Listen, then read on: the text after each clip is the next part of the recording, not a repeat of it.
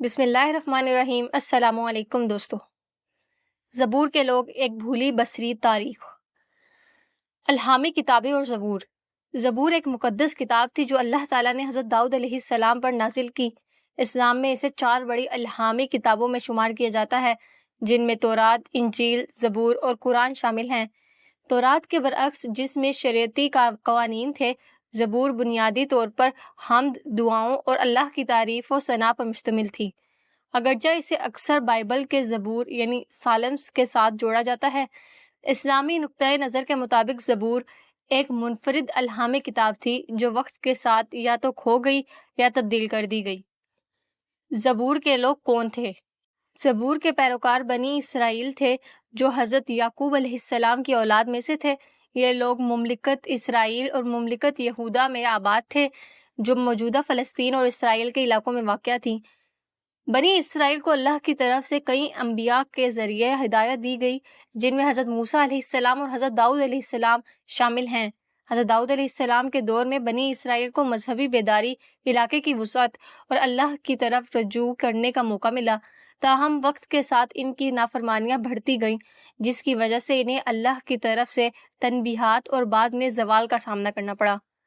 حضرت داؤد علیہ السلام کا کردار۔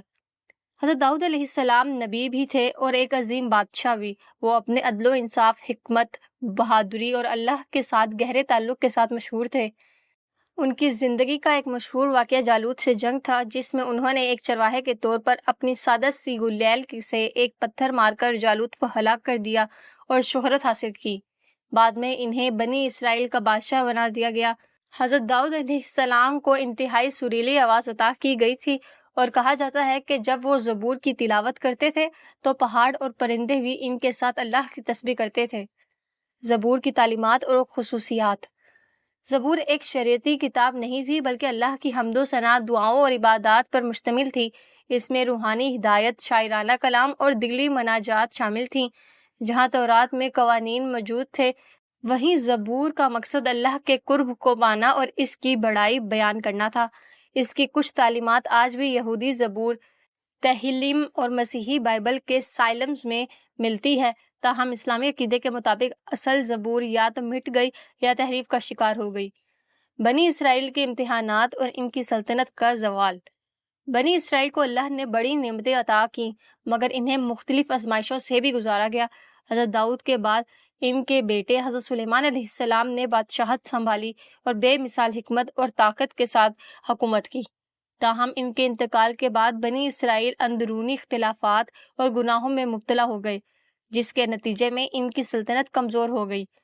بابل کے بادشاہ نبوکد نظر نے یروشلم پر حملہ کیا، پہلے ہیکل یعنی فرسٹ ٹیمپل تباہ کر دیا اور بنی اسرائیل کو جلا وطن کر دیا۔ اس واقعے نے ان کی تاریخ میں ایک بڑے بحران کو جنم دیا اور بہت سی مقدس کتابیں یا تو تباہ ہو گئی یا ان میں تبدیلی کر دی گئی۔ زبور کا جدید مذاہب سے تعلق۔ آج زبور کی کچھ باقیات یہودیوں اور مسیحیوں کی مقدس کتابوں میں پائی جاتی ہیں، لیکن مسلمانوں کا عقیدہ ہے کہ حضرت داؤد پر نازل کردہ اصل زبور محفوظ نہ رہ سکی۔ قرآن مجید زبور کا ذکر کرتا ہے، لیکن واضح کرتا ہے کہ آخری اور مکمل ہدایت قرآن کے ذریعے نازل کی گئی، جو پچھلی تمام الہامی کتابوں کی تصدیق بھی کرتا ہے اور انہیں منسوخ بھی کر دیتا ہے۔ زبور کے لوگوں سے سیکھنے والے اسباق۔ بنی اسرائیل کی تاریخ اور زبور کی کہانی ہمیں ایمان، فرمانبرداری اور الہامی رہنمائی کی اہمیت کا سبق دیتی ہے۔ حضرت داؤد علیہ السلام عبادت، عاجزی اور انصاف پسند حکمرانی کی علامت تھے، اور ان کی زندگی آج بھی مسلمانوں، یہودیوں اور مسیحیوں کے لیے ایک رہنمائی نمونہ ہے۔ اگرچہ اصل زبور اب موجود نہیں، لیکن اس کا پیغام اللہ کی حمد و ثنا اور اخلاص کے ساتھ اس کی عبادت آج بھی اسلامی عبادات میں زندہ ہے۔ بنی اسرائیل کی کہانی ہمیں یاد دلاتی ہے کہ جو قومیں اللہ کی ہدایت کو نظر انداز کرتی ہیں، وہ زوال اور عذاب کا شکار ہو جاتی ہیں۔ زبور کی میراث۔ زبور اور اس کے پیروکار تاریخ میں ایک اہم مقام رکھتے ہیں۔ اگرچہ اصل کتاب کھو چکی ہے، لیکن اس کا اثر آج بھی دنیا کے بڑے مذاہب میں موجود ہے۔ حضرت داؤد اور بنی اسرائیل کی کہانی ایک روحانی اور تاریخی سبق ہے جو ہمیں ایمان، ہدایت اور اخلاقی فیصلوں کے نتائج کے بارے میں غور و فکر کرنے کی دعوت دیتی ہے۔ قرآن اسلام کا حتمی پیغام ہمیں سکھاتا ہے کہ ہم ماضی سے سبق سیکھیں اور اللہ کے راستے پر قائم رہیں تاکہ دنیا اور آخرت میں کامیاب ہو سکیں۔